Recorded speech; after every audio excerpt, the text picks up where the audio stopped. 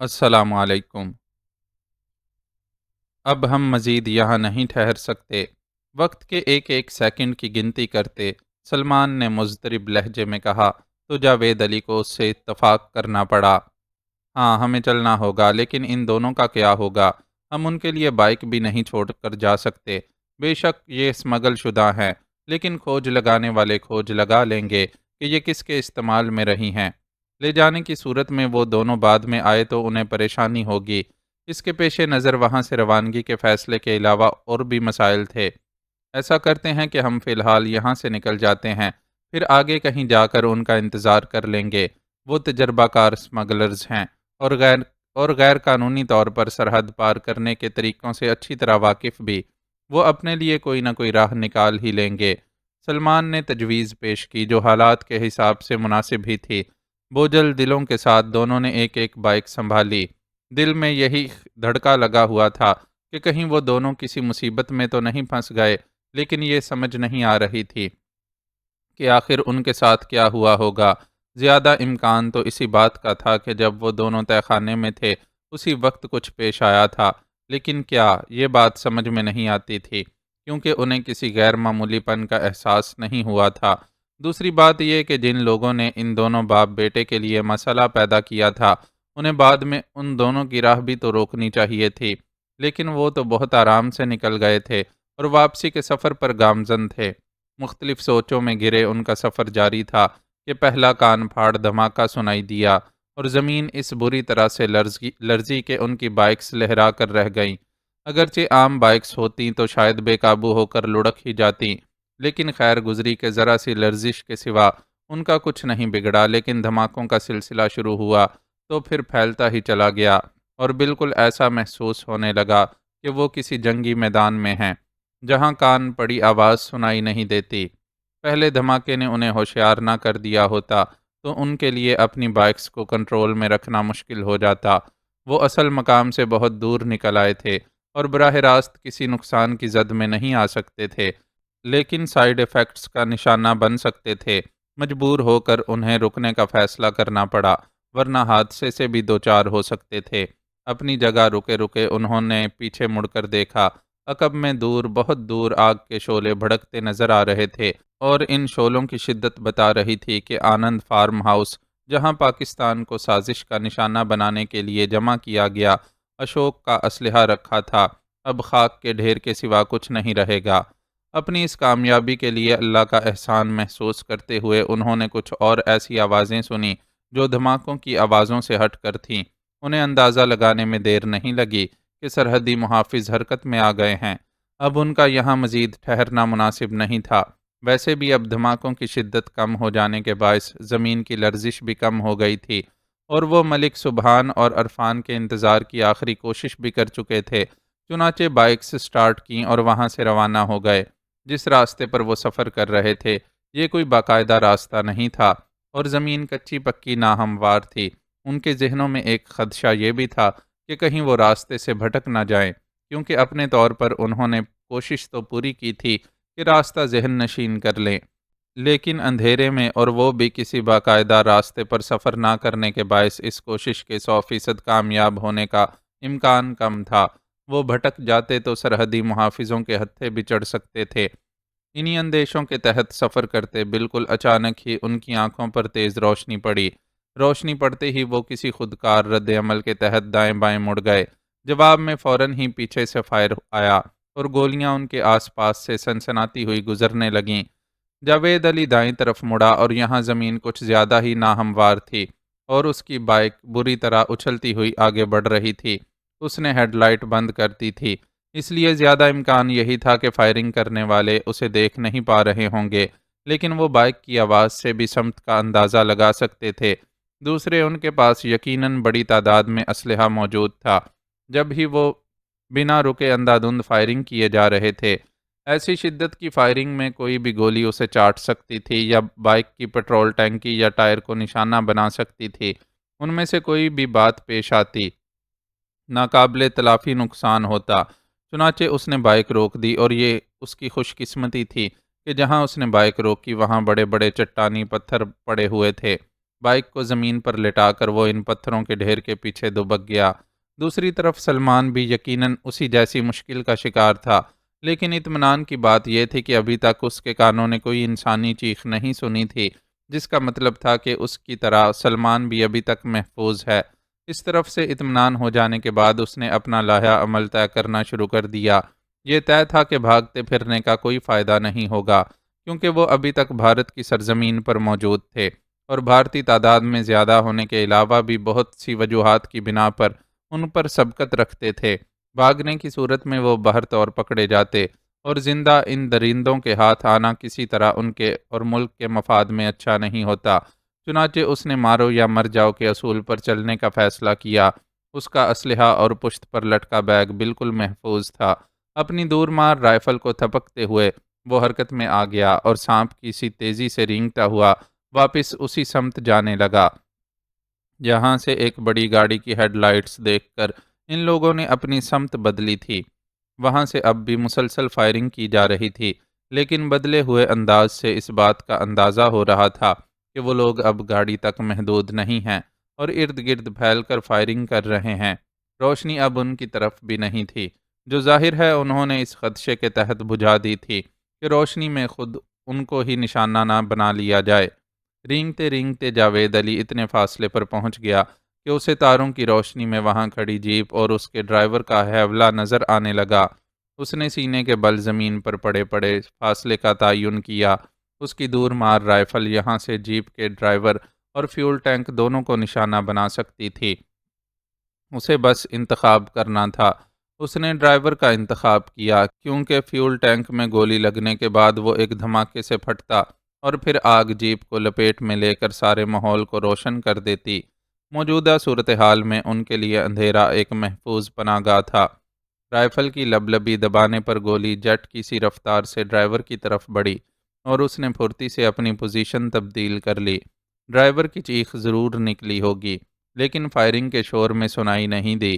دوسرا فائر کرتے ہوئے اس کے دل میں ایک بار پھر خدشات جاگ اٹھے۔ یہ بھی تو ممکن تھا کہ ڈرائیور کی طرح ہی سلمان کی چیخ بھی فائرنگ کی آواز میں ہی دب گئی ہو۔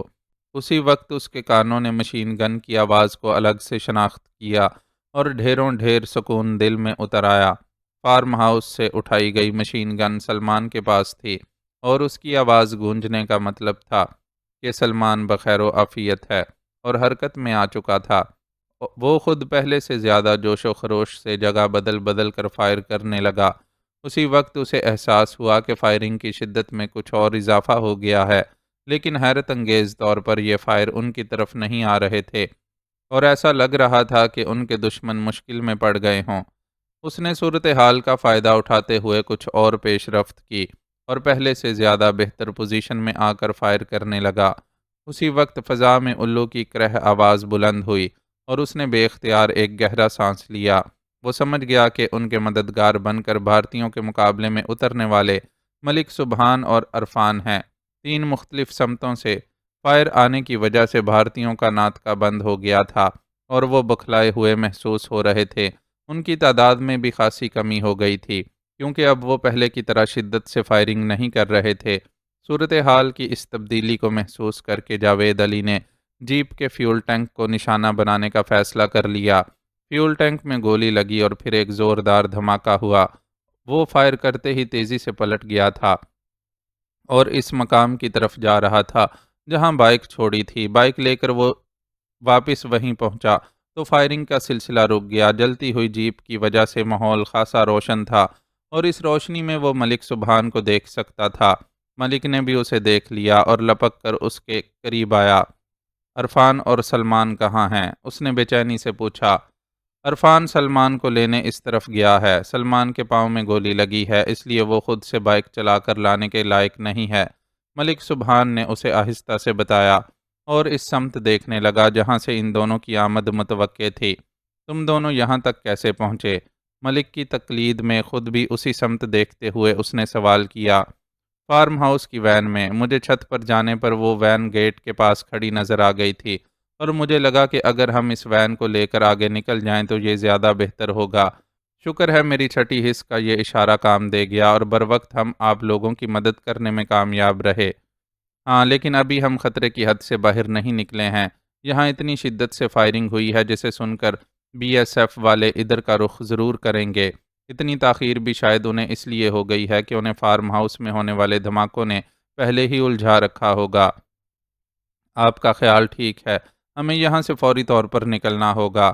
آپ بائک مجھے چلانے دیں کیونکہ میں آپ سے زیادہ ان راستوں سے واقف ہوں۔ دوسری طرف سے آتے عرفان اور سلمان کو دیکھتے ہوئے ملک سبحان نے مضطرب لہجے میں اس کے خیال کی تائید کی تو وہ فوراً پیچھے ہٹ گیا۔ جلتی جیپ کی روشنی میں اس نے دیکھ لیا تھا کہ ملک عرفان کے پیچھے بیٹھے سلمان کی دائیں ٹانگ زخمی تھی، جسے کسی کپڑے سے باندھ کر خون کو روکنے کی عارضی کوشش کی گئی ہے۔ اسے سلمان کی بہادری پر فخر محسوس ہوا کہ وہ زخمی ہونے کے باوجود مسلسل مشین گن جیسے ہتھیار کو استعمال کرتا رہا تھا۔ فارم ہاؤس کی وین آگے کھڑی ہے لیکن میں اسے اس لیے استعمال نہیں کر رہا کہ اس کی رفتار ان بائکس کے مقابلے میں بہت کم ہوگی۔ ملک سبحان نے بائک کو سٹارٹ کر کے آگے بڑھاتے ہوئے اسے بتایا تو اس نے یوں ہی اس بات میں سر ہلا دیا۔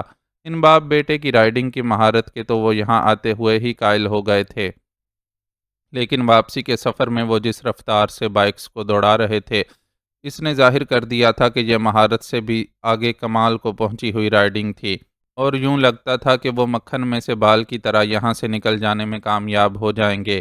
لیکن کچھ دیر میں یہ غلط فہمی دھری رہ گئی۔ بہت رفتار سے عقب میں آتے وہ لوگ جو مسلسل انہیں رک جانے کا حکم دے رہے تھے یقیناً بی ایس ایف سے ہی تعلق رکھتے تھے۔ ابھی ان کا درمیانی فاصلہ کافی زیادہ تھا اور وہ عقب سے چلائی جانے والی گولیوں کی زد میں نہیں آ رہے تھے، لیکن بہرحال یہ اندازہ تھا کہ بھارتیوں کے مقابلے میں ان کی پوزیشن بہت نازک ہے۔ ایک تو وہ بھارتی سرزمین پر تھے، دوسرے بائک جیسی کھلی سواری پر بھی جو کسی قسم کا تحفظ دینے میں ناکام رہتی۔ بھارتیوں کے مقابلے میں انہیں واحد ایڈوانٹیج یہ حاصل تھا کہ اب آگے بہت تنگ راستہ شروع ہو رہا تھا جس پر سے بائک تو آسانی سے گزر سکتی تھی لیکن کسی بڑی گاڑی کا گزرنا مشکل تھا۔ لیکن اگر وہ لوگ کسی دور مار ہتھیار کا استعمال کرتے تو ان کی بائکس نشانہ بھی بن سکتی تھیں۔ اس صورتحال سے نمٹنے کے لیے اس کے ذہن میں ایک ہی تدبیر آئی، سپیڈ تھوڑی سی کم کر لو، اس نے ملک سبحان کو حکم دیا۔ اس حکم پر ممکن ہے ملک کو حیرت ہوئی ہو لیکن اس نے عمل ضرور کیا۔ اس دوران میں جاوید اپنی پشت پر بندے بیگ سے ایک ہینڈ گرنیڈ نکال چکا تھا۔ گرنیڈ نکال کر اس نے جسم کو ذرا سا ترچھا کر کے اپنے عقب میں دیکھا۔ تعاقب میں آنے والی گاڑی اتنی دور تھی کہ اسے ہینڈ گرنیڈ کا نشانہ بنانا کسی طور ممکن نہیں تھا۔ وہ ایسا چاہتا بھی نہیں تھا، اسے تو بس تھوڑی سی مہلت درکار تھی۔ میں ہینڈ گرنیڈ پھینکنے لگا ہوں، دانت سے پن کھینچنے سے قبل اس نے ملک سبحان کو آگاہ کیا تاکہ وہ نتیجے میں زمین میں پیدا ہونے والی لرزش کے لیے ذہنی طور پر تیار رہے اور بائک پر اپنا کنٹرول قائم رکھنے میں دشواری پیش نہ آئے۔ ملک عرفان اور سلمان والی بائک ان سے بہت آگے سفر کر رہی تھی اور ان کے رفتار کم کرنے کی وجہ سے یہ درمیانی فاصلہ مزید بڑھ گیا تھا۔ سلمان کی زخمی ٹانگ کی وجہ سے وہ خود دل سے اس بات کا خواہش مند تھا کہ وہ لوگ جلد از جلد یہاں سے نکل کر پاکستان کی سرزمین پر پہنچ جائیں تاکہ سلمان کو طبی امداد مل سکے۔ گولی لگی زخمی ٹانگ کے ساتھ وہ بیچارہ نہ جانے کس اذیت سے بائک جیسی سواری پر سفر کر رہا تھا۔ اس نے ہینڈ گرنیڈ پھینکا تو کان پھاڑ دھماکے کے ساتھ ہی زمین بھی بری طرح لرزی اور ملک سبحان کے ذہنی طور پر تیار ہونے کے باوجود بائک بری طرح لہرا گئی لیکن خیر گزری کہ کوئی حادثہ پیش نہیں آیا۔ بائک روکو، اسے امید تھی کہ ہینڈ گرنیڈ نے پیچھے آنے والوں کی بصارت کو دھوکے میں ڈالنے کا کچھ نہ کچھ انتظام ضرور کیا ہوگا، چنانچہ اپنے ذہن میں ابھرنے والے منصوبے کے دوسرے حصے پر عمل پیرا ہو گیا۔ ملک سبحان نے اس بار بھی بنا ہیل و حجت کے اس کے حکم کی تعمیل کی۔ بائک رکتے ہی وہ فوراً نیچے اتر گیا۔ اب تم جاؤ، اترتے اترتے ہی اس نے ملک کو حکم دیا، لیکن اس بار اس نے ذرا تذبذب کا مظاہرہ کیا۔ میں نے کہا ہے جاؤ، اس نے کچھ ایسے غراہٹ امیز لہجے میں کہا کہ ملک سبحان نہ چاہنے کے باوجود اس کا حکم ماننے پر مجبور ہو گیا۔ اس کے روانہ ہونے سے قبل ہی وہ حرکت میں آ چکا تھا اور راستے سے ذرا ہٹ کر پیچھے کی طرف جا رہا تھا، یہاں تک کہ وہ اس مقام سے بھی گزر گیا جہاں ہینڈ گرنیڈ کے گرنے سے زمین میں اچھا خاصا گہرا گڑھا بن گیا تھا۔ اس دوران میں تعاقب میں آنے والی گاڑی نے بھی اچھا خاصا فاصلہ طے کر لیا تھا۔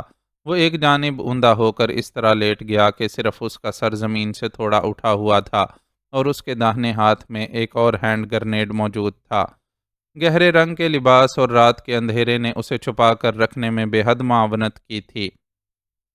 تعاقب میں آنے والی گاڑی کی ہیڈ لائٹس دھماکے کے بعد بند ہو گئی تھیں، لیکن فائرنگ کی شدت میں اضافہ ہو گیا تھا۔ ٹارگٹ واضح نہ ہونے کے باعث وہ ہیجانی کیفیت میں بس اندھا دھند فائرنگ کر رہے تھے۔ خود اس کے پاس ایسا کوئی موقع نہیں تھا، اسے ایک ہی بار کرنا تھا اور بہت سوچ سمجھ کر جچا تلا۔ وہ گاڑی کی آواز سے اس کے اور اپنے مابین کم ہونے والے فاصلے کا پورا حساب رکھ رہا تھا۔ بالآخر تاروں کی چھاؤں میں اسے گاڑی کا ہیولہ نظر آ گیا اور دل ہی دل میں اللہ اکبر کا نعرہ لگاتے ہوئے وہ آر یا پار کے لیے تیار ہو گیا۔ گاڑی اور اس کے درمیان شاید چند گز کا فاصلہ ہوگا جب اس نے اپنی پوری توجہ مرکوز رکھتے ہوئے دستی بم کی پن کھینچی اور اسے پوری قوت سے گاڑی پر اچھال دیا۔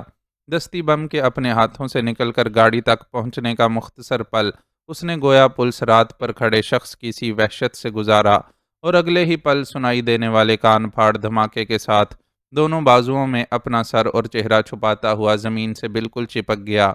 زمین اپنے سینے میں اترنے والی اس آفت پر بری طرح تڑپی و مچلی، اور ایک پل کے لیے اسے لگا کہ شاید اب اس کا وجود زمین کے سینے پر نہیں ٹھہر سکے گا، لیکن دہشت کا یہ پل فوراً ہی گزر گیا اور اسے احساس ہوا کہ چند سنگریزوں کے وجود سے ٹکرانے اور جسم کے تھوڑا اتھل پتھل ہونے کے سوا کچھ نہیں ہوا ہے، البتہ مقابل کا بہت کچھ بگڑ گیا ہے اور وہ خس و خاشاک کی طرح بکھر کر رہ گئے ہیں۔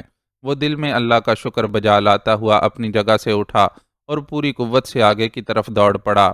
ملک سبحان کو چلے جانے کا حکم دینے کے بعد اسے اندازہ نہیں تھا کہ اب وہ خود یہ درمیانی فاصلہ کیسے طے کرے گا، لیکن اس بات کی خوشی ضرور تھی کہ اس نے اتنا بڑا خطرہ مول لے کر اپنے ساتھیوں کو وہاں سے نکلنے کا موقع فراہم کر دیا تھا۔ اب پیچھے بہت دور تک ان کا راستہ بالکل صاف تھا اور کسی گاڑی کے آثار نظر نہیں آ رہے تھے، لیکن یہ بھی معلوم تھا کہ ہونے والی ہنگامہ آرائی جلد دوسروں کو بھی اس راہ پر لگا دے گی۔ اس وقت کے آنے سے پہلے وہ جتنی دور نکل سکتا تھا نکل جانا چاہتا تھا۔ ابھی اس نے دوڑتے ہوئے چند گز کا ہی فاصلہ طے کیا تھا کہ ملک سبحان اپنی بائک سمیت آ ٹکرایا۔ تم ابھی تک یہیں ہو؟ اس نے بائک پر اس کے پیچھے بیٹھتے ہوئے ذرا خفگی کا اظہار کیا۔ مجھے لگا کہ مجھے آپ کے لیے رکنا چاہیے، ملک نے انکساری سے جواب دیا اور بائک بھگا دی۔ اب وہ پہلے ہی کی طرح تیز رفتاری سے سفر کر رہے تھے۔ اس بار جاوید علی نے اسے کچھ نہیں کہا۔ اگر ملک دیکھ سکتا تو دیکھتا کہ اس وقت اس کے چہرے پر بڑی نرم اور خوبصورت سی مسکراہٹ ہے، جو حقیقتاً قریب آتی وقت وطن کی مٹی کی سوندھی خوشبو کو فضا میں سونگھ کر اس کے دل کی گہرائیوں سے ابھری تھی۔ شہریار نے بہت بڑا رسک لیا تھا۔ سامنے سے آتی موبائل میں موجود پولیس والوں سے نمٹنے کا واحد طریقہ اسے یہ سوجا تھا کہ وہ اپنی والی جیپ کی رفتار مزید بڑھا کر اسے پولیس موبائل سے ٹکرا دے اور تصادم سے قبل وہ اور سلو جیپ سے چھلانگ لگا دیں، لیکن اتنی رفتار سے چلتی گاڑی سے چھلانگ لگانا بھی کوئی مذاق نہیں تھا۔ سب سے زیادہ تو آدمی کے لیے اپنا توازن برقرار رکھنا مشکل ہو جاتا ہے اور حرکت کے طے شدہ قوانین کا سامنا کرنے کے لیے تیار ہونا پڑتا ہے، ورنہ نتیجہ اپنے گوشت پوست کے جسم کی ٹوٹ پھوٹ کی صورت میں بھگتنا پڑتا ہے۔ اسے اور سلو کو بھی یہ سب معلوم تھا، لیکن پل بھر میں ہونے والے فیصلے پر عمل کرنے میں دونوں ہی نے ہچکچاہٹ کا مظاہرہ نہیں کیا۔ اس اعتماد کے پیچھے اس بھرپور تربیت کا بھی ہاتھ تھا جو شہریار نے، عمر فاروق اور سلو نے راہ سے حاصل کی تھی، لیکن اس سے بڑھ کر یہ یقین کار فرما تھا کہ وہ حق کے لیے کام کر رہے تھے اور حق کی راہ میں چاہے جتنی بھی مشکلات آئیں، بہرحال حق چھا جانے کے لیے ہوتا ہے۔ وہ دونوں اپنی اپنی جانب سے سڑک کے دائیں بائیں کودے تو حقیقت میں معلوم نہیں تھا کہ فضا میں معلق جسم کو کیا سہنا پڑے گا، لیکن دونوں ہی اس اعتبار سے خوش قسمت ثابت ہوئے کہ شہریار جس جانب کودا وہاں بہت سارے چھوٹے چھوٹے پھولدار پودے لگے ہوئے تھے۔ اس کا حرکت کرتا ہوا بدن ان پودوں پر گرا، اسے زوردار جھٹکا تو ضرور لگا، لیکن وہ کسی قسم کی ٹوٹ پھوٹ سے محفوظ رہا۔ البتہ پھولوں کے ساتھ موجود کانٹوں نے ضرور کئی جگہ خراشیں ڈال دیں۔ دوسری طرف سلو ایسی زمین پر گرا تھا جو نئے پودے کاشت کرنے کے لیے گوڈی کر کے نرم کی گئی تھی۔ اس زمین پر گرنے سے اسے کوئی ظاہری چوٹ تو بالکل ہی نہیں آئی، لیکن گرنے سے لگنے والے جھٹکے نے بازوؤں اور دائیں شانے کو ضرور متاثر کیا۔ وہ جانتا تھا کہ اس قسم کی بند چوٹ فوری طور پر تو تنگ نہیں کرتی، لیکن بعد میں آدمی کو خاصی تکلیف برداشت کرنی پڑتی ہے۔ لیکن ان کے لیے ساری اہمیت ابھی کی تھی۔ فی الحال تو دونوں کے لیے سب سے زیادہ خوش کن بات یہ تھی کہ جیپ اور پولیس موبائل کے تصادم کا خاطر خواہ نتیجہ نکلا تھا۔ دونوں گاڑیوں کی رفتار بے حد تیز ہونے کی وجہ سے تصادم بھی بے حد شدید ہوا تھا اور گاڑیاں گویا ایک دوسرے میں گھسنے کے بعد الٹ گئی تھیں۔ منظر پر ایک نظر ڈال کر ہی اندازہ ہو جاتا تھا کہ سوار افراد کے بچنے کا کوئی امکان نہیں تھا۔ اگر حادثے میں کوئی ایک آدھ فرد زندہ بھی بچ گیا تھا تو وہ یقینی طور پر شدید زخمی ہی ہوگا، اس وقت تک باہر نکلنے کے لائق نہیں ہوگا جب تک کوئی باہر سے اس کی مدد نہ کرے۔ ان دونوں کے لیے یہ مختصر مہلت غنیمت تھی، اس لیے وہ خود کو سنبھال کر تیزی سے حرکت میں آ گئے۔ انہیں معلوم تھا کہ اشوک کے گھر سے بھی کچھ لوگ ان کے تعاقب میں آ رہے ہوں گے۔ وہ افراد شہریار کی برق رفتار ڈرائیونگ کا مقابلہ نہ کر سکنے کے باعث پیچھے رہ گئے تھے، لیکن چند منٹوں کے فرق سے ہی صحیح انہیں یہاں پہنچ تو جانا ہی تھا، اس لیے بہتر تھا کہ وہ جلد از جلد اس جگہ سے غائب ہو جائیں۔ شہریار نے اشارے سے سلو کو اپنی جانب بلایا اور پھر وہ دونوں دائیں طرف دوڑتے چلے گئے۔ دائیں طرف کا یہ حصہ کچھ اس طرح تھا کہ چند فٹ تک زمین کو پودوں اور چھوٹی قامت کے درختوں سے بھر کر گرین بیلٹ کی سی شکل دے دی گئی تھی، اور اس سے آگے نسبتاً کم کشادہ سروس روڈ کے پار اپارٹمنٹس کا سلسلہ پھیلا ہوا تھا۔ وہ دونوں سروس روڈ پر پہنچے تو ایک بلڈنگ سے موٹر سائیکل سوار برآمد ہوتا ہوا نظر آیا۔ وہ جوان العمر آدمی تھا اور موبائل فون کان سے لگائے پورے انہماک سے کسی سے محو گفتگو تھا۔ شاید اپنی اسی مصروفیت کی وجہ سے اس نے اپنی موٹر سائیکل کی رفتار بھی دھیمی رکھی ہوئی تھی۔ اسے دیکھ کر ان دونوں نے آنکھوں میں فیصلہ کیا اور یکدم ہی اس کے سامنے جا پہنچے۔ وہ یکدم اپنے سامنے دو مسلح افراد کو پا کر بھونچ کا رہ گیا اور موبائل اس کے ہاتھ سے چھوٹ گیا۔ شاید لمحہ بھر کے لیے اس نے اس بات پر بھی غور کیا کہ ان کے اشارے پر رکنے کی بجائے موٹر سائیکل بھگا لے جائے، لیکن پھر اندازہ لگا لیا کہ موٹر سائیکل کی رفتار گولی کی رفتار سے زیادہ نہیں ہو سکتی۔ چنانچہ عقل مندی کا مظاہرہ کرتے ہوئے موٹر سائیکل روک لی۔ نیچے اترو، سلو نے اسے بازو سے پکڑ کر کھینچتے ہوئے غراتی آواز میں حکم دیا، جس کی اس بیچارے نے فوری طور پر بجا آوری کی۔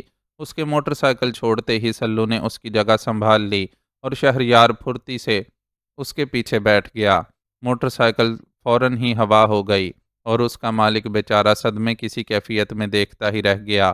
عام حالات میں وہ دونوں یا کم از کم شہریار تو تصور بھی نہیں کر سکتا تھا کہ اس طرح کسی سڑک چھاپ گنڈے کی طرح وہ کسی عام شہری سے چھین جھپٹ کرے گا، لیکن مجبوری نے یہ بھی کروا دیا تھا اور وہ دونوں اس کوشش میں تھے کہ جلد از جلد اس علاقے سے نکل جائیں۔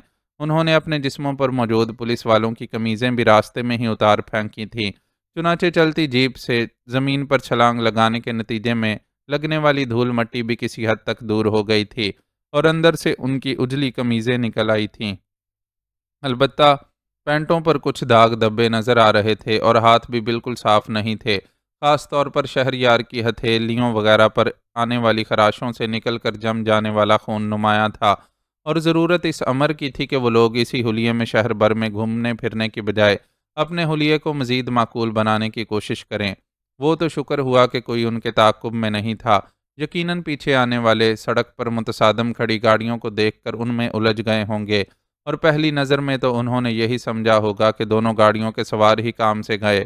یہ تو انہیں قریب جا کر جائزہ لینے پر اندازہ ہوا ہوگا کہ جیپ خالی ہے اور پرندے اڑ چکے ہیں۔ ہو سکتا ہے وہ اس شخص تک بھی پہنچ گئے ہوں جس کی موٹر سائیکل انہوں نے چھینی تھی۔ اس شخص سے انہیں موٹر سائیکل کا نمبر بھی پتہ چل گیا ہوگا، اور یہ انتظام بھی کیا جا رہا ہوگا کہ جگہ جگہ ناکے لگا کر موٹر سائیکل کا نمبر ہر ایک تک پہنچا دیا جائے۔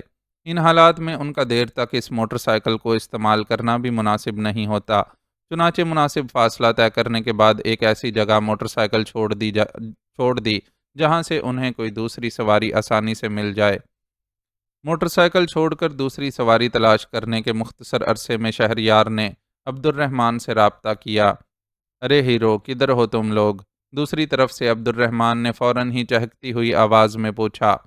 یقیناً اشوک کے قتل کی خبر اس تک پہنچ گئی تھی، اس لیے وہ اتنا خوش تھا۔ شہریار نے مختصراً اسے اپنے حالات سے آگاہ کیا اور بتایا کہ فی الحال وہ کس جگہ موجود ہے۔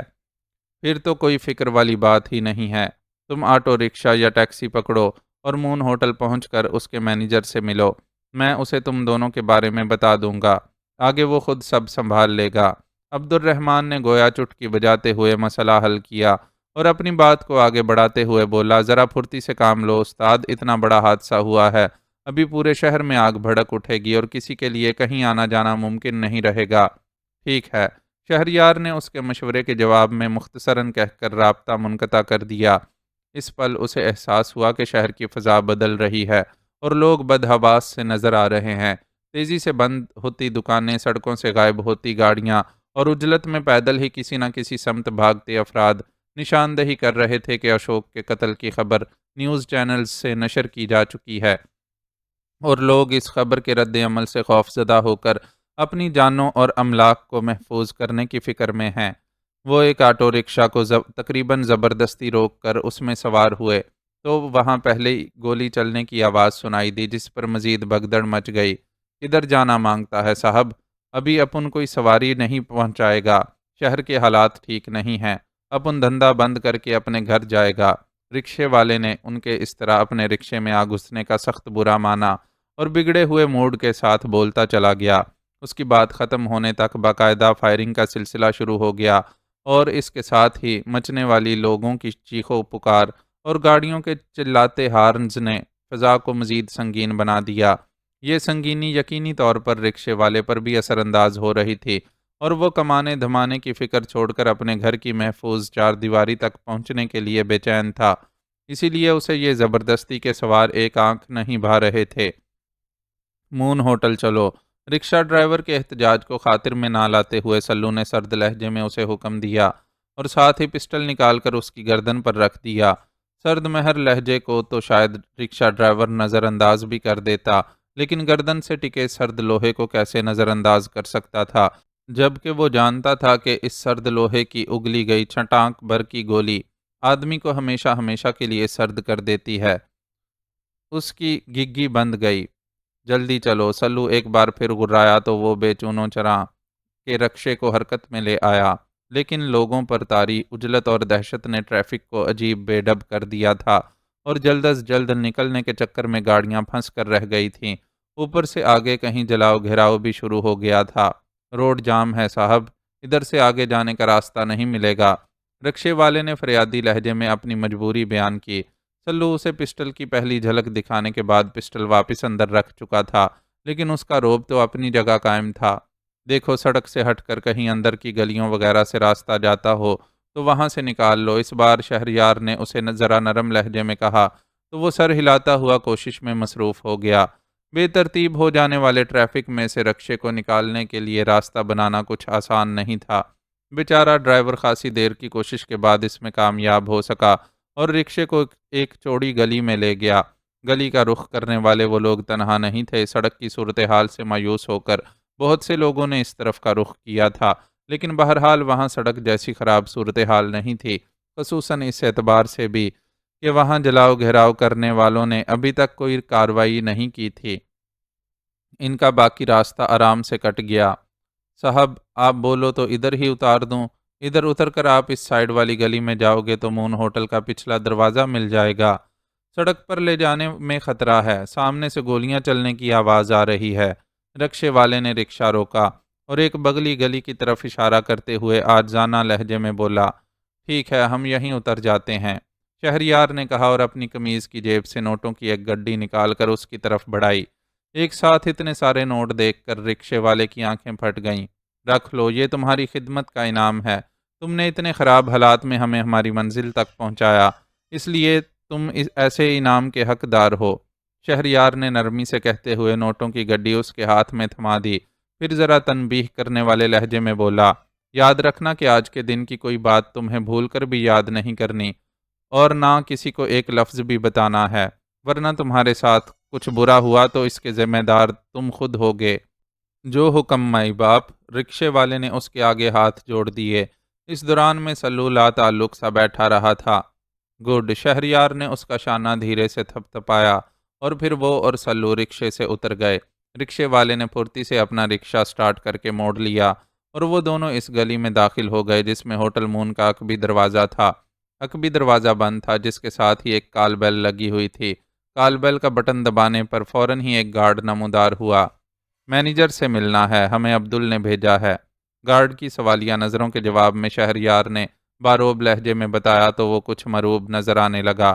ویسے بھی یہاں عبد الرحمن کو سب عبدل بھائی پکارتے تھے، اور اگر کوئی صرف عبدل کہہ رہا تھا تو اس کا مطلب تھا کہ اس میں کوئی خاص بات ہے۔ آپ لوگ 1 منٹ ٹھہریں، میں مینیجر صاحب کو خبر کرتا ہوں۔ مروبیت کے باوجود گارڈ نے احتیاط کا دامن نہیں چھوڑا، اور رقبی دروازے میں کھلنے والا وہ جالی دار چوکھٹا خلا بند کر دیا جس سے جھانک کر وہ ان سے گفتگو کر رہا تھا۔ انہیں مشکل سے 1 منٹ ہی وہاں انتظار میں کھڑا رہنا پڑا ہوگا کہ دروازہ ان کے لیے کھل گیا۔ اندر تشریف لائیے، مینیجر صاحب آپ لوگوں کا انتظار کر رہے ہیں۔ اس بار گارڈ کا لہجہ بے حد مؤدب تھا۔ وہ دونوں دروازے سے گزر کر اندر داخل ہونے لگے تو بیپ ہوئی، جو اس بات کی نشاندہی کر رہی تھی کہ دروازے میں میٹل ڈیٹیکٹر نصب ہے، جس نے ان کے پاس موجود اسلحے کی موجودگی کا اعلان کر دیا۔ لیکن گارڈ نے اس بیپ کی طرف کوئی دھیان نہیں دیا اور اسی عزت و احترام سے لے کر آگے بڑھ گیا جس کا اس نے دروازہ کھولتے وقت مظاہرہ کیا تھا۔ مختلف راہداریوں سے گزر کر مینیجر کے کمرے کی طرف بڑھتے ہوئے انہیں احساس ہوا کہ یہ ہوٹل خاصا بڑا ہے اور یقینی طور پر شہر کے بہترین ہوٹلوں میں شمار کیا جاتا ہوگا۔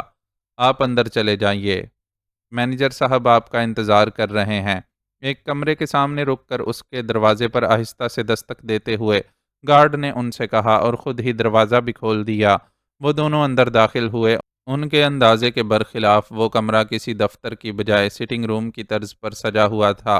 بیش قیمت سنگل صوفے پر براجمان مینیجر نے فوراً ہی کھڑے ہو کر ان کا استقبال کیا۔ خوبصورتی سے سجے اس کمرے سے مینیجر کی شاندار پرسنالٹی خوب میچ کر رہی تھی۔ اس نے بیش قیمت 2 پیس سوٹ پہن رکھا تھا اور اس کے فریم لیس گلاسز سے لے کر پیروں میں موجود جوتوں تک ہر شے اتنی نفیس تھی کہ وہ خود کو ملی ہوئی پوسٹ کے لیے بالکل صحیح انتخاب محسوس ہو رہا تھا۔ وہ بھائی جی سے ملاقات کر چکے تھے۔ ممبئی کا نامی گرامی گنڈا ہونے کے باوجود وہ اپنے رکھ رکھاؤ سے کوئی نواب محسوس ہوتا تھا۔ ایسے شخص نے اگر اپنے ایک شاندار ہوٹل کے مینیجر کے طور پر سامنے موجود شخص کا انتخاب کیا تھا تو یہ کوئی انوکھی بات نہیں تھی۔ گرم جوشی سے اپنا استقبال کرنے والے مینیجر سے مصافحہ کر کے نشست سنبھالنے تک وہ دونوں بہت کچھ سوچ چکے تھے۔ مزید سوچنے کا موقع اس لیے نہیں ملا کہ کمرے کی دیوار پر نصب بڑی سی LED سکرین نے اپنی طرف متوجہ کر لیا۔ سکرین پر سفید کرتے پاجامے میں ملبوس پروقار شخصیت رکھنے والے بھائی جی کو دکھایا جا رہا تھا۔ بھائی جی کے ارد گرد جو منظر تھا اسے دیکھ کر ایسا لگ رہا تھا کہ وہ کسی تقریب میں شریک ہے۔ مجھے اشوک صاحب کی موت کا بہت افسوس ہوا۔ بے شک ہم کاروباری حریف تھے، لیکن انسانیت کے ناطے ان کا قتل میرے لیے بہت بڑا دھچکا ثابت ہوا ہے۔ میں حکومت سے مطالبہ کرتا ہوں کہ اس لاقانونیت کا خاتمہ کرے اور جلد از جلد اشوک صاحب کے قاتلوں کو تلاش کر کے انہیں ان کے انجام تک پہنچائے، کیونکہ اگر یہ قاتل گرفتار نہ ہوئے تو ان کے حوصلے اور بھی بلند ہو جائیں گے اور وہ کھلے عام قتل و غارت گری کا بازار گرم کر دیں گے۔ عام آدمی کو تو یہاں پہلے ہی کوئی تحفظ حاصل نہیں ہے، قاتلوں کا حوصلہ بڑا تو وہ حکومتی ایوانوں میں بیٹھے خواص تک بھی جا پہنچیں گے۔ بھائی جی اپنے مخصوص دھیمے لہجے میں بڑا پرجوش بیان دے رہا تھا۔ ان دونوں کے ساتھ ہی ہوٹل مون کا مینیجر بھی دلچسپی سے سکرین کی طرف متوجہ تھا۔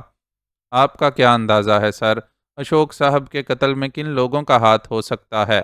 ایک شوخ و چنچل نظر آنے والی رپورٹر نے بھائی جی سے سوال کیا، جسے سن کر بھائی جی کے چہرے کے تاثرات مزید گھمبیر ہو گئے اور وہ بولا تو اس کی آواز میں پہلے سے زیادہ سنجیدگی تھی۔ ایک بزنس مین اپنے لیے کتنے دوست اور دشمن بناتا ہے، اس سے تو خود وہ یا اس کے قریبی لوگ ہی واقف ہو سکتے ہیں۔ اشوک صاحب سے میرا تعلق اس نوعیت کا نہیں تھا کہ میں ان کے اس قسم کے رازوں سے واقف ہو سکوں، اس لیے آپ کو چاہیے کہ میری بجائے ان کے قریبی ساتھیوں سے یہ سوال کریں۔ میں تو اس صورتحال میں صرف اتنا کر سکتا ہوں کہ اخلاقی تقاضے پورے کروں، اور وہ میں کر رہا ہوں۔ آپ سب نے دیکھ ہی لیا ہے کہ میں نے اس سانحے کی اطلاع ملتے ہی اپنی سجائی ہوئی محفل کا اختتام کر دیا ہے، اور اب اس کوشش میں ہوں کہ اپنے معزز مہمانوں کو بحفاظت ان کے گھروں تک پہنچانے کا انتظام کر سکوں۔ شہر کے بگڑے ہوئے حالات میں یہ کام آسان نہیں ہوگا، اور یقیناً مجھے کئی افراد کو یہاں مون ہوٹل میں ٹھہرا کر ان کی میزبانی کرنی ہوگی۔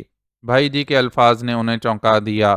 اس بات کا مطلب تھا کہ وہ اسکرین پر جو مناظر دیکھ رہے ہیں وہ مون ہوٹل ہی کے ہیں اور بھائی جی بذات خود وہاں موجود ہے۔ عبدل کے بارے میں بھی اندازہ لگایا جا سکتا تھا کہ وہ بھائی جی کے آس پاس ہی کہیں موجود ہوگا۔ کہنے والے تو یہ بھی کہہ رہے ہیں کہ اشوک صاحب کی موت کا آپ کو سب سے زیادہ فائدہ ہوگا کیونکہ اس شہر میں آپ کے سب سے بڑے حریف وہی تھے۔ ایک رپورٹر نے ذرا تند لہجے میں یہ سوال کیا، جس کو سن کر بھائی جی کے ماتھے پر ناگواری کی لکیر سی نظر آئی، لیکن جب اس نے جواب دینے کے لیے منہ کھولا تو حسب معمول لہجہ دھیما ہی تھا۔ میں کچھ بھی کہنے والوں کی زبان نہیں پکڑ سکتا، لیکن اس بات کا مطالبہ ضرور کرتا ہوں کہ حکومت اس معاملے کی تحقیق و تفتیش کروائے تاکہ دودھ کا دودھ اور پانی کا پانی ہو جائے۔ فی الوقت میں اپنی صفائی میں صرف اتنا کہہ سکتا ہوں کہ ایک فرد کے چلے جانے سے کچھ نہیں بدلتا۔ آج اگر اشوک صاحب نہیں رہے تو ان کا کوئی قریبی ساتھی ان کی جگہ لے لے گا اور ظاہر ہے وہ بھی میرا حریف ہی ہوگا۔ اس لیے یہ کہنا غلط ہے کہ اشوک کے جانے سے میرا کوئی فائدہ ہے۔ حریف کی صورت اور نام بدل جانے سے میری پوزیشن پر بھلا کیا فرق پڑ سکتا ہے؟ ہم کل بھی ایک دوسرے کے مخالف تھے، آج بھی ہیں اور آنے والے کل میں بھی رہیں گے۔ اس آخری وضاحت کو پیش کرنے کے بعد بھائی جی میڈیا والوں کے سوالات کا سامنا کرنے کے لیے مزید وہاں نہیں رکا اور ایکسکیوز می کہتا ہوا منظر سے ہٹ گیا۔ اس کے منظر سے ہٹتے ہی اسکرین پر ایک بریکنگ نیوز دکھائی جانے لگی۔ یہ بریکنگ نیوز ان کے لیے بھائی جی کے بیان سے بھی زیادہ تہلکہ خیز تھی، کیونکہ اس میں جو سی سی ٹی وی فوٹیج دکھائی جا رہی تھی ان میں ان دونوں کو دکھایا جا رہا تھا۔ فوٹیج بہت زیادہ صاف نہیں تھی، پھر بھی یہ امکان تھا کہ جن جن افراد نے انہیں موجودہ حلیے میں دیکھا تھا وہ انہیں شناخت کر سکتے تھے۔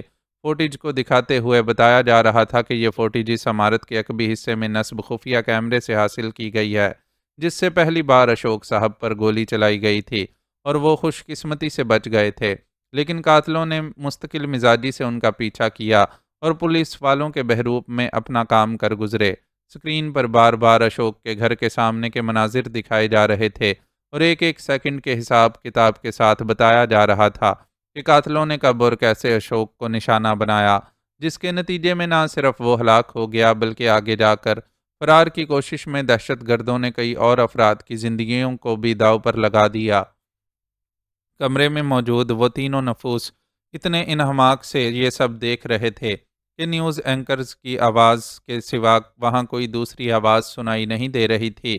اس سکوت کو انٹرکام کی گھنٹی نے توڑا۔ مینیجر نے لپک کر رسیور اٹھایا اور مؤدبانہ سے لہجے میں دوسری طرف کی بات سننے کے بعد صرف اوکے سر کہہ کر رسیور واپس رکھ دیا۔ آپ دونوں کے لیے عبدل بھائی کا پیغام ہے۔ انہوں نے کہا ہے کہ آپ دونوں نہا دھو کر فریش ہو جائیں اور کچھ کھا پی لیں، تھوڑی دیر بعد بھائی جی خود آپ سے ملاقات کریں گے۔ رسیور رکھنے کے بعد وہ ان دونوں کی طرف متوجہ ہوا اور احترام کے ساتھ پیغام پہنچایا۔ وہ اتنا کمپوزڈ بندہ تھا کہ سی سی ٹی وی فوٹیج دیکھنے کے بعد بھی کسی قسم کا رد عمل ظاہر نہیں کیا تھا اور نہ ہی ان سے اس طرح کا برتاؤ کیا تھا جو انہیں کرائے کے قاتل سمجھنے کی صورت میں اصولاً اسے روا رکھنا چاہیے تھا۔ وہ مستقل انہیں معزز مہمانوں کی طرح ہی ٹریٹ کر رہا تھا۔ ہمارے ہوٹل کا یہ وی آئی پی سویٹ آپ دونوں ہی کے لیے مخصوص ہے۔ یہاں آپ کو اپنی ضرورت کی ہر شے مل جائے گی۔ اگر کوئی کمی محسوس ہو تو مجھے انفارم کر دیجیے گا، میں کوشش کروں گا کہ فوراً اسے پورا کر دوں۔ وہ بڑی ذمہ داری سے اپنی ڈیوٹی انجام دے رہا تھا۔ ٹھیک ہے مسٹر، ہم دیکھ لیتے ہیں۔ شہریار نے پہلی بار لب کشائی کی۔ میرا نام اختر حسین ہے، یہاں زیادہ تر لوگ مجھے حسین کہتے ہیں۔ اس نے فوراً ہی اپنا تعارف کروایا۔ اصولاً تعارف کا یہ مرحلہ ملاقات کی ابتدا میں طے ہوتا ہے، لیکن وہ لوگ آتے ہی خبروں میں مصروف ہو گئے تھے، اس لیے کسی کو اس کا خیال نہیں آیا تھا۔ ٹھیک ہے مسٹر حسین، فی الحال آپ ہماری طرف سے فارغ ہیں، ہمیں کوئی ضرورت محسوس ہوئی تو آپ سے رابطہ کر لیں گے۔ شہریار نے اسے مہذبانہ انداز میں وہاں سے رخصت کیا۔ جاتے جاتے وہ بتا گیا تھا کہ انٹرکام پر 33 پریس کرنے پر براہ راست اس سے رابطہ ہو جائے گا۔ اس کے جانے کے بعد انہوں نے پورے سویٹ کا جائزہ لیا۔ لیونگ روم کے علاوہ وہاں 2 بیڈ رومز موجود تھے اور ہر بیڈ روم کے ساتھ چمکتے دھمکتے جدید سہولیات سے آراستہ باتھ رومز بھی موجود تھے۔ یہ باتھ رومز اتنے بڑے تھے کہ انہیں حریری پردوں سے 2 حصوں میں منقسم کر کے ایک حصے کو چھوٹے سے ڈریسنگ روم کی شکل دے دی گئی تھی، جہاں موجود الماری میں ہر طرح کے کپڑوں کے ساتھ ساتھ جوتوں کے جوڑے، شیونگ باکس اور مردانہ ضروریات کی بہت سی چیزیں موجود تھیں۔ لباس اور جوتے دیکھ کر انہیں اندازہ ہو گیا کہ یہ انہی کے سائز کے مطابق ہیں، جس کا مطلب تھا کہ ان کی یہاں رہائش کا پہلے ہی فیصلہ کیا جا چکا تھا اور اسی اعتبار سے انتظامات بھی کر دیے گئے تھے۔ ان دونوں نے ہی غسل خانوں کا رخ کیا اور طویل بات لے کر باہر نکلے تو نہ صرف تازہ دم ہو چکے تھے بلکہ اپنے اس حلیے سے بھی نجات حاصل کر چکے تھے جو انہوں نے اشوک کو قتل کرنے کے لیے اختیار کیا تھا۔ غسل سے فارغ ہوتے ہی انہیں انٹرکام پر اطلاع دی گئی کہ کھانا تیار ہے اور سٹنگ روم میں لگایا جا چکا ہے۔ وہ دونوں سٹنگ روم میں پہنچ گئے جہاں کے ایک حصے میں 4 افراد کی گنجائش والی ڈائننگ ٹیبل رکھی ہوئی تھی۔ کمرے میں کوئی ذی نفس موجود نہیں تھا لیکن ڈائننگ ٹیبل پر کھانا کرینے سے چنا نظر آ رہا تھا۔ یہ کئی طرح کی ڈشز تھیں جن کی سجاوٹ ہوٹلوں کے رواج کے مطابق اتنی عمدگی سے کی گئی تھی کہ آدمی خود بخود اشتہا محسوس کرنے لگے۔ ان دونوں نے آمنے سامنے بیٹھ کر کھانا شروع کیا۔ حیرت انگیز طور پر یہاں اونچی دکان اور پھیکا پکوان والا معاملہ نہیں تھا بلکہ ہر شے بہت مزیدار تھی۔ ان دونوں نے خوب ڈٹ کر کھانے سے انصاف کیا کیونکہ فی الحال انہیں کوئی مشن درپیش نہیں تھا جس کی فکر میں وہ اپنے میدوں پر بوجھ ڈالنے سے گریز کرتے۔ شہریار نے البتہ سلو کی نسبت ہاتھ ذرا ہلکا ہی رکھا اور کوشش کی کہ اپنی مقررہ خوراک سے زیادہ تجاوز نہ کرے۔ کھانے سے فارغ ہو کر وہ ایک بار پھر نیوز دیکھنے لگے۔ وہاں وہی خبریں مختلف انداز میں بار بار دکھائی جا رہی تھیں لیکن وہ بھائی جی کی آمد تک فقط وقت گزاری کے لیے انہیں ہی دیکھے جا رہے تھے۔ حیرت انگیز طور پر اس دوران میں کوئی بہرا کھانے کی میز سمیٹنے کے لیے بھی وہاں نہیں آیا۔ شاید کوشش کی جا رہی تھی کہ ان کا زیادہ افراد سے سامنا نہ ہو، اس لیے کھانا بھی اسی وقت لگوایا گیا تھا جب وہ غسل میں مصروف تھے۔ آخر خدا خدا کر کے انتظار کی گھڑیاں ختم ہوئیں اور دروازے پر ہلکی سی دستک کے ساتھ ہی بھائی جی اندر داخل ہوا۔ اس کے پیچھے عبد الرحمن بھی موجود تھا۔ شہریار اور سلو نے کھڑے ہو کر ان دونوں کا استقبال کیا۔ آپس میں مصافحے کے بعد چاروں نے نشستیں سنبھال لیں اور سب سے پہلے بھائی جی نے مسکراتے ہوئے گفتگو کا آغاز کیا۔ بہت خوب، بہت ہی عمدہ۔ تم دونوں کی بہادری نے ثابت کر دیا کہ میں نے تم سے ڈیل کر کے کوئی غلطی نہیں کی تھی۔ طے شدہ منصوبے کے مطابق اپنا کام انجام نہ دینے کے باوجود بعد میں تم لوگوں نے جس پھرتی اور بہادری کا مظاہرہ کیا اس کی تعریف نہ کرنا زیادتی ہوگی۔ سچ پوچھو کہ مجھے تو اپنے کانوں پر یقین ہی نہیں آیا تھا اور میں اس غم میں مبتلا تھا کہ اتنی اچھی منصوبہ بندی کے باوجود صرف ایک اتفاق کی وجہ سے اشوک بچ گیا۔ میں نے جب سنا تھا کہ اشوک کی بجائے ایک کیمرہ مین نشانہ بن گیا ہے تو مجھے لگا تھا کہ قسمت کی دیوی اشوک کے ساتھ ہے، لیکن تم نے ثابت کر دیا کہ آدمی باہمت اور باعزم ہو تو سامنے والے کی اچھی قسمت بھی دھوکہ دے جاتی ہے۔ وہ بہت خوش تھا اور خوب کھل کر ان دونوں کی تعریف کر رہا تھا۔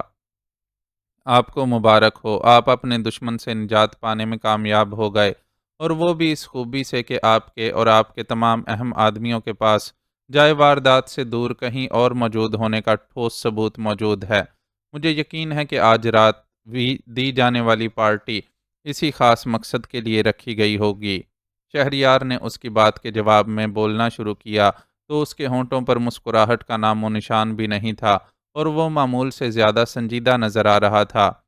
تم نے ٹھیک اندازہ لگایا ہے لیکن پولیس اور پبلک دونوں کے لیے یہ کوئی چونکانے والا نقطہ ثابت نہیں ہوگا کیونکہ میرا اور اشوک کا یہ معمول رہا ہے کہ ہم اپنے بہت سے اہم پروگرام اور پارٹیز ایک ہی دن رکھتے ہیں تاکہ پریس اور میڈیا ہمیں بیک وقت توجہ دینے پر مجبور ہو جائے اور خبروں میں کسی ایک کا نام دوسرے سے نمایاں نہ رہنے پائے۔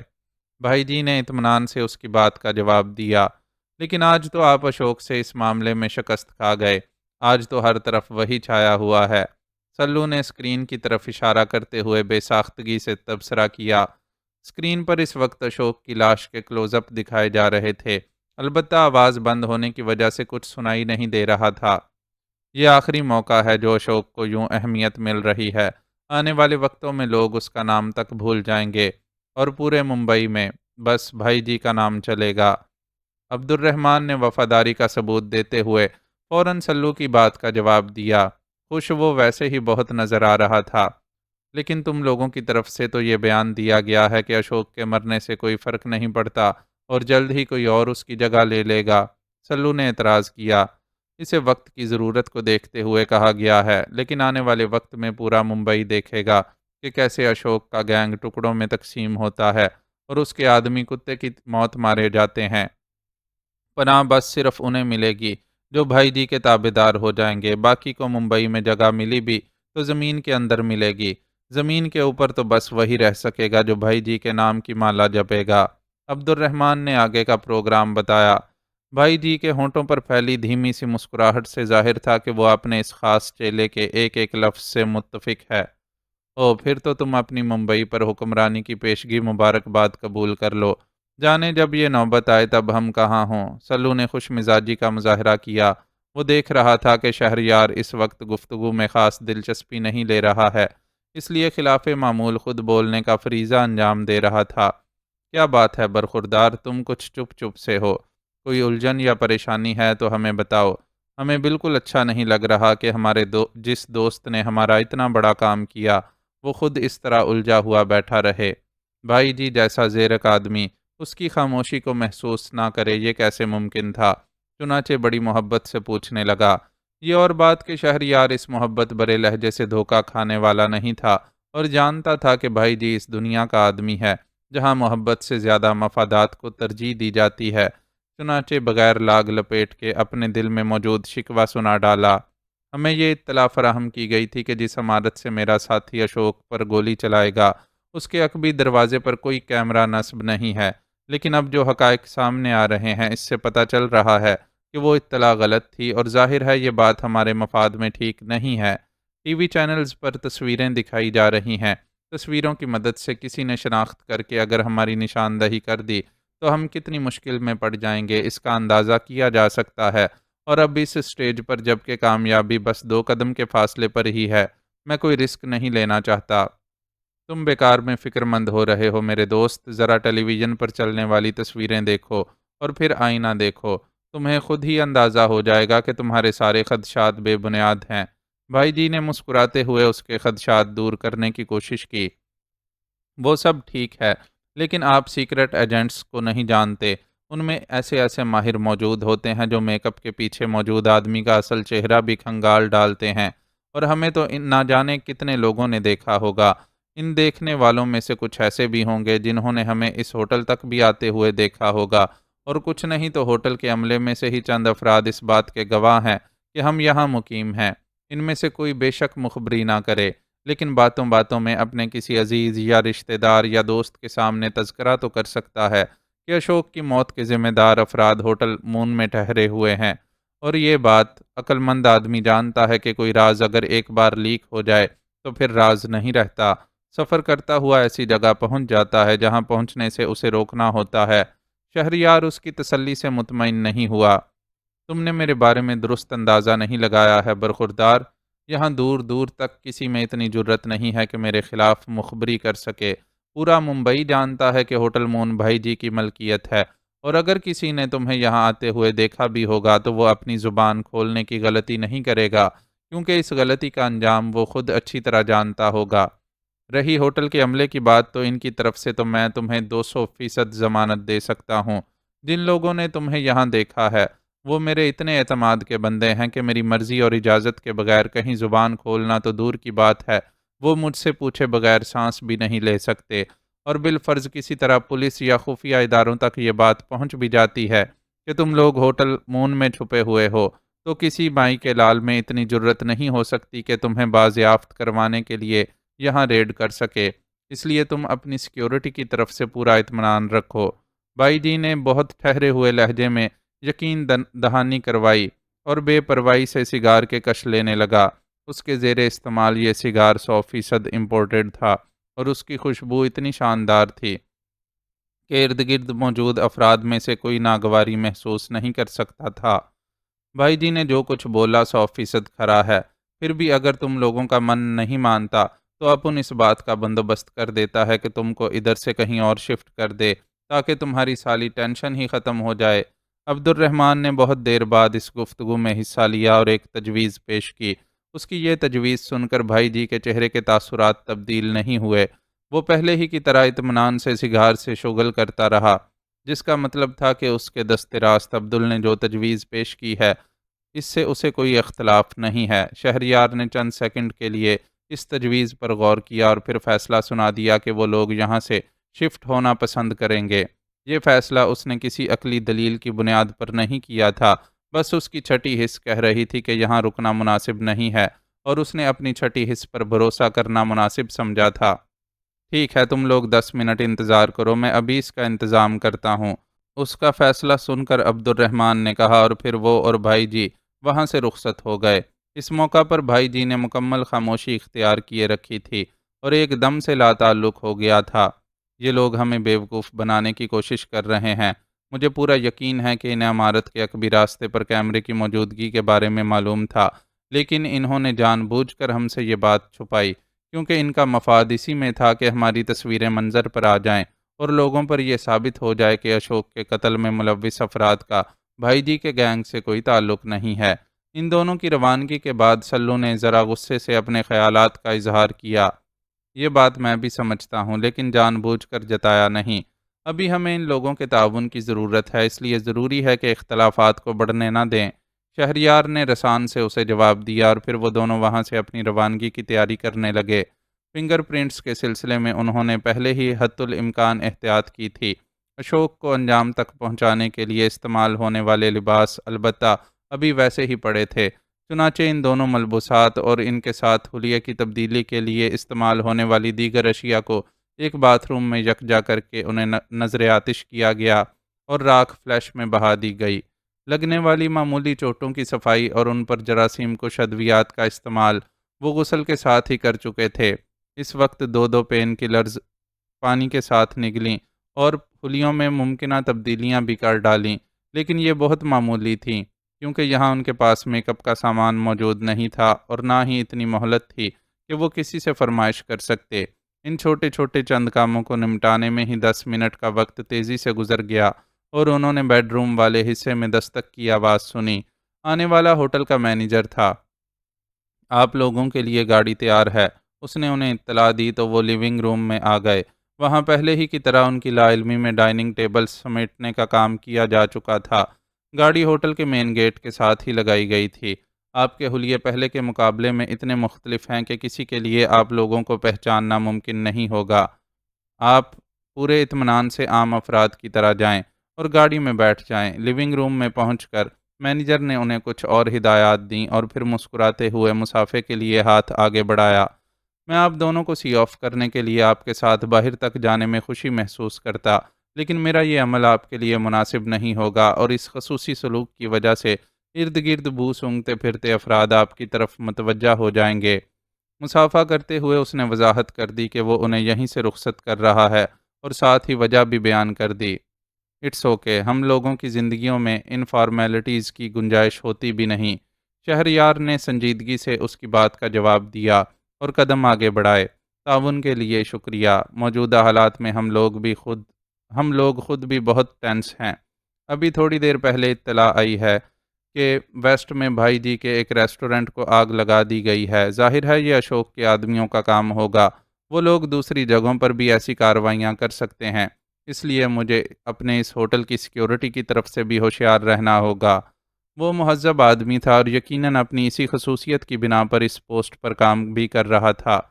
شہریار نے اب ایک بار پھر اسے یقین دہانی کروائی کہ وہ اس کی مجبوری کو سمجھتے ہیں اور ان کے دل میں کسی قسم کا شکوہ نہیں ہے۔ وہ اور سلو باہر آ گئے۔ وہاں بڑے ہوٹلوں کی سی مخصوص خاموشی اور سکون طاری تھا، لیکن سروس بوائے سے لے کر ریسیپشنسٹ تک ہر ایک کے چہرے کے گمبھیر تاثرات دیکھ کر اندازہ ہو رہا تھا کہ سب اپنی اپنی جگہ اعصاب زدہ ہیں، اور ذہنی طور پر اس بات کے لیے تیار بھی کہ اشوک کی موت کا رد عمل مون ہوٹل پر حملے کی صورت میں بھی نکل سکتا ہے۔ یقینی طور پر اس ممکنہ حملے کے خطرے کے پیش نظر وہاں سیکیورٹی کے معقول انتظامات بھی کیے گئے ہوں گے، لیکن اس حقیقت سے بھی نظریں نہیں چرائی جا سکتی تھیں کہ جب ایسا کوئی تصادم ہوتا ہے تو نقصان دونوں طرف کے لوگوں کو ہی اٹھانا پڑتا ہے۔ ہاں، کم یا زیادہ کا فرق البتہ ہو سکتا ہے۔ وہ دونوں آپس میں کوئی بات کیے بغیر سنجیدگی سے چلتے ہوئے ہوٹل کی لابی میں پہنچ گئے۔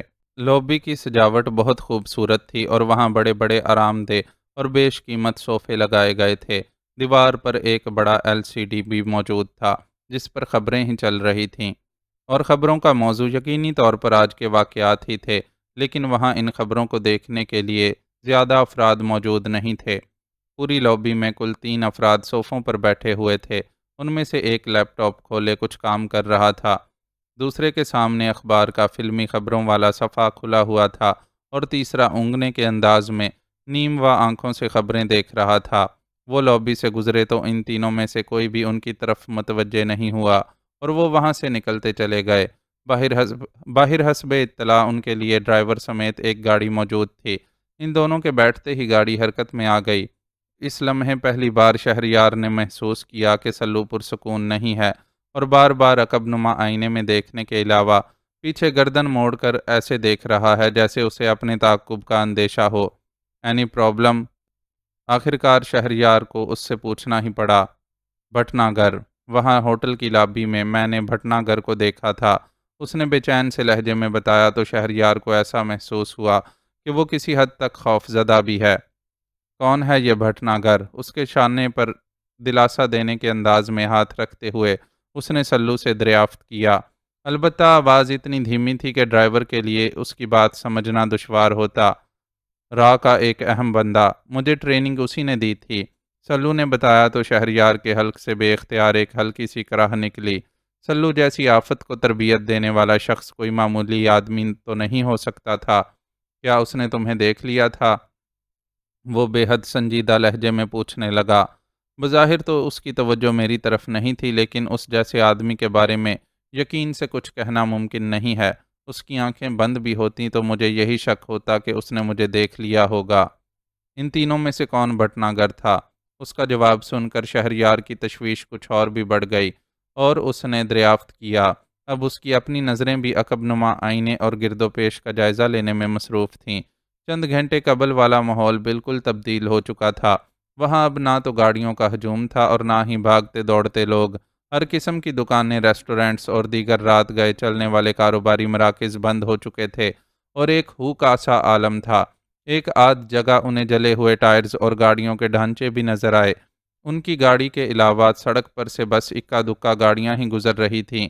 ایسے میں اگر کوئی ان کے تعاقب میں ہوتا تو اس کا نظر میں آنا لازم تھا، اور ابھی تک اس کی نظر میں کوئی مشکوک گاڑی نہیں آ سکی تھی۔ وہ جو اونگتے ہوئے خبریں دیکھ رہا تھا وہی بھٹناگر تھا۔ سلو نے آہستہ سے بتایا تو وہ یوں ہی تفہیمی انداز میں سر ہلا کر رہ گیا۔ سلو کے اندیشے کو وہ نظر انداز نہیں کر سکتا تھا۔ اگر بھٹناگر کی اس پر نظر پڑی تھی تو اس بات کا بہت زیادہ امکان تھا کہ اس نے سلو کو شناخت کر لیا ہو، کیونکہ ہوٹل سے نکلتے وقت ان دونوں نے بہت ہی معمولی سا میک اپ کر رکھا تھا، اور کسی اسپیشل سیکرٹ ایجنٹ کے لیے اتنے معمولی میک اپ کے پیچھے چھپے اصل چہرے تک پہنچنا کوئی بڑی بات نہیں تھی۔ بھٹناگر تو سلو کو دیکھ کر بری طرح چونک گیا ہوگا، اور یقینی طور پر اس تک رسائی کے لیے سرگرم بھی۔ راہ والوں نے تو اپنی طرف سے برسوں کی محنت اور سرمایہ کاری کے بعد سلو کی شکل میں پاکستان کے خلاف ایک چلتا پھرتا بم تیار کیا تھا، جس کے ذریعے وہ نہ جانے کتنی تباہی مچانے کی آرزو رکھتے تھے۔ لیکن خوش قسمتی سے پہلے ہی مرحلے میں سلو سی ایف پی کی نظر میں آ گیا، اور ان لوگوں نے اسے ناکام بنانے کے ساتھ ساتھ یہ باور کروانے میں بھی کامیابی حاصل کر لی کہ مچھیروں کے خاندان سے تعلق رکھنے والے نوعمر سلو کو بغیر کسی جرم کے کھلے سمندر سے گرفتار کر کے برسوں اس کی برین واشنگ کی ہی اس لیے گئی ہے کہ وہ اپنے ہی وطن کے خلاف کارروائیاں کر سکے۔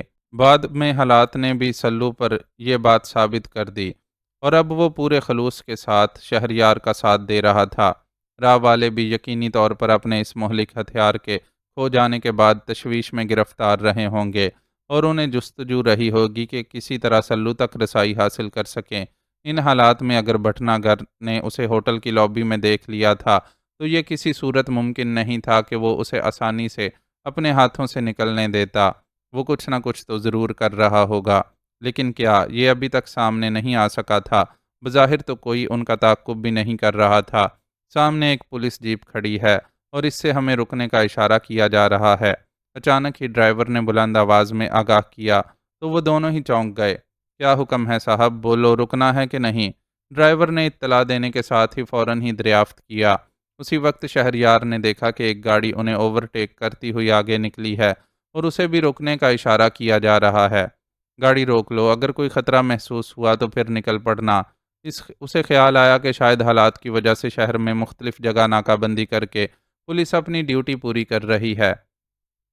ایسے میں اگر وہ تھوڑی بہت بات چیت کر کے وہاں سے نکل جانے میں کامیاب ہو جاتے تو اچھا تھا، ورنہ پھر مقابلے کا آپشن تو ہر صورت ہی ان کے لیے کھلا ہوا تھا۔ ڈرائیور جس نے رفتار قدرے دھیمی کر لی تھی، اجازت پاتے ہی پولیس جیپ کے قریب جا رکا۔ جیپ کے باہر کئی پولیس اہلکار موجود تھے، جن میں سے دو پہلے رکنے والی گاڑی کے ڈرائیور کے ساتھ مصروف تھے، جبکہ دو ان کے قریب چلے آئے تھے۔ کون ہو اور کہاں جا رہے ہو؟ ایک نے ٹارچ کی روشنی اندر مارتے ہوئے دریافت کیا۔ یہ مہتا صاحب کے مہمان ہیں سر، اور میں ان کے حکم پر ہی ایک جگہ پہنچانے جا رہا ہوں۔ ڈرائیور کے الفاظ بے شک مہذبانہ تھے، لیکن لہجے میں وہ کروفر تھا جو کسی بڑے آدمی کے خاص ملازمین کے لہجے میں خود بخود ہی آ جاتا ہے، اور وہ اپنے صاحب کی حیثیت کے ذوم میں خود کو چھوٹے افسروں سے اعلیٰ اور برتر سمجھنے لگتا ہے۔ اوہ، مہتا صاحب کے مہمان ہیں یہ، ذرا خیال سے لے کر جانا، تمہیں معلوم ہی ہوگا کہ آج شہر کے حالات کتنے خراب ہیں، کہیں کوئی ان کے ساتھ شرارت نہ کر جائے۔ مہتا کے نام میں کوئی ایسا جادو تھا کہ پولیس والے کا لہجہ خود بخود ہی مؤدبانہ ہو گیا۔ چنتا مت کرو، ایسے شرارت کرنے والوں سے نمٹنے کے لیے میں اکیلا ہی کافی ہوں، ڈرائیور نے بے نیازی سے جواب دیا، اور پولیس والے کے پیچھے ہٹنے پر گاڑی آگے بڑھا لی۔ پیچھے کسی بھی صورتحال سے نمٹنے کے لیے تیار بیٹھے سلو اور شہریار کے اعصاب بھی ڈھیلے پڑ گئے۔ خلاف توقع پولیس والوں نے ان دونوں سے کسی قسم کا تعرض نہیں کیا تھا، اور محض ڈرائیور سے بات چیت کر کے ہی آگے جانے کی اجازت دے دی تھی۔ یہ مہتا کون ہے جس کا نام سن کر پولیس والوں کے غبارے میں سے ہوا نکل گئی ہے؟ گاڑی آگے بڑھی تو شہریار نے ڈرائیور سے دریافت کیا۔ فیڈرل لا منسٹر ہیں، یہ گاڑی بھی انہی کی ہے، اپنے بھائی جی کے اچھے دوستوں میں سے ہیں، رہتے تھے دلی میں، لیکن ادھر ممبئی میں بھی ان کی ایک کوٹھی ہے۔ عبدل بھائی نے آپ لوگوں کے لیے اسپیشلی ان کی کوٹھی سے گاڑی منگوائی تھی۔ ڈرائیور نے ان کی معلومات میں اضافہ کیا تو شہریار اپنا سر ہلا کر رہ گیا۔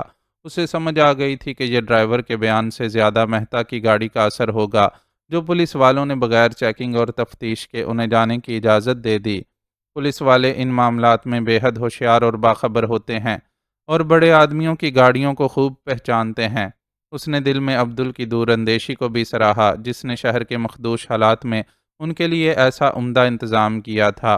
ان کا باقی سفر اطمینان سے گزرا۔ تعقب کی طرف سے 100% یقین ہو گیا کہ کوئی پیچھے نہیں ہے، ورنہ سنسان سڑکوں پر نظروں میں ضرور آ جاتا۔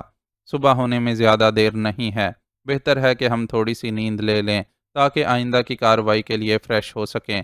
اب تک تو تمہیں یہ اطمینان بھی ہو گیا ہوگا کہ بٹنا گر نے ہوٹل کی لابی میں تمہیں نہیں دیکھا، اگر دیکھا ہوتا تو اس کے آدمی ضرور ہمارا تعاقب کرتے، اس لیے بہتر ہے کہ تم بھی اسے اپنے ذہن سے جھٹک دو اور ریلیکس ہو جاؤ۔